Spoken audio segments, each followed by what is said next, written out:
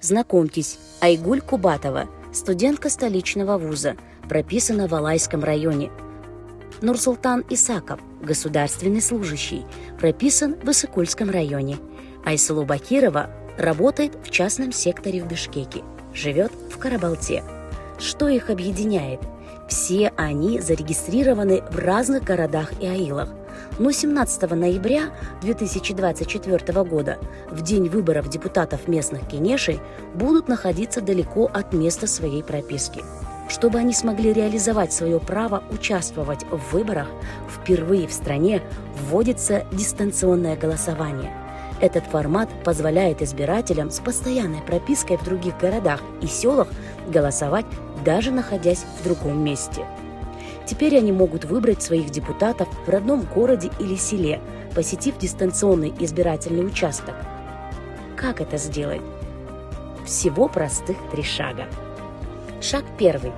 Если в день выборов вы будете находиться не по месту проживания, тогда по 1 ноября 2024 года вам необходимо подать заявление в избирательный участок, открытый для дистанционного голосования в городе, куда вы приедете, или воспользоваться сервисом «Кабинет избирателя» на портале Тизме.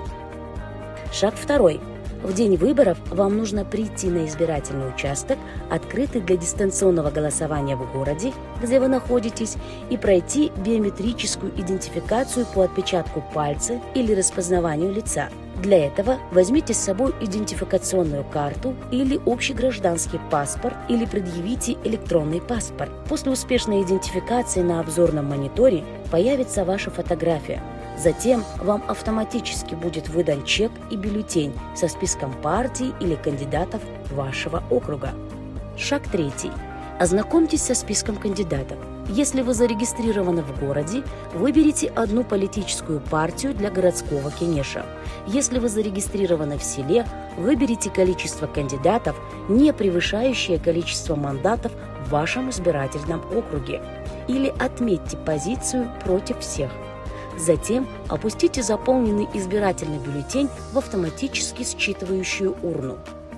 Результаты вашего голосования будут направлены в вашу участковую избирательную комиссию. Тайна голосования гарантирована. Каждый голос важен. Каждый голос будет учтен.